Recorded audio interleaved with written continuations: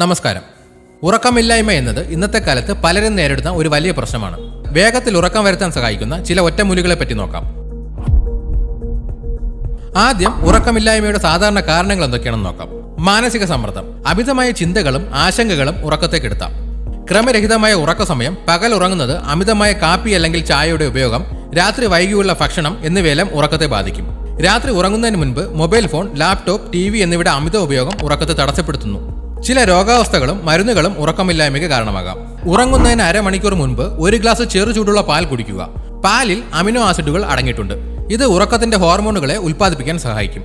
ആവശ്യമെങ്കിൽ അല്പം തേനോ മഞ്ഞൾപ്പൊടിയോ ചേർക്കാം.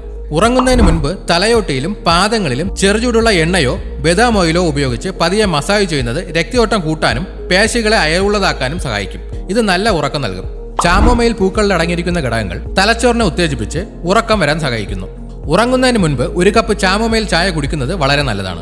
ഒരു നുള്ളു ജാതിക്ക പൊടിച്ചത് ചൂടുപാലിൽ കലക്കി ഉറങ്ങുന്നതിന് മുൻപ് കുടിക്കുന്നത് നല്ല ഉറക്കത്തിന് സഹായിക്കും. ജാതിക്കയ്ക്ക് ഉറക്കം വരുത്താനുള്ള കഴിവുണ്ട്, പക്ഷേ ചെറിയ അളവിൽ മാത്രം ഉപയോഗിക്കുക. ചെമ്പരത്തി പൂക്കൾ ഉണക്കിപ്പൊടിച്ചത് ചൂടുവെള്ളത്തിൽ ചേർത്ത് ചായയായി കുടിക്കുന്നത് മാനസിക പിരിമുറുക്കം കുറയ്ക്കാനും ഉറക്കം വരുത്താനും സഹായിക്കും. ഇതിന് മനസ്സിനെ ശാന്തമാക്കാനുള്ള കഴിവുകളുണ്ട്. ഇതുപോലെയുള്ള ഹെൽത്ത് ടിപ്സിനായി ഈ ചാനൽ ഇപ്പോൾ തന്നെ സബ്സ്ക്രൈബ് ചെയ്യുക.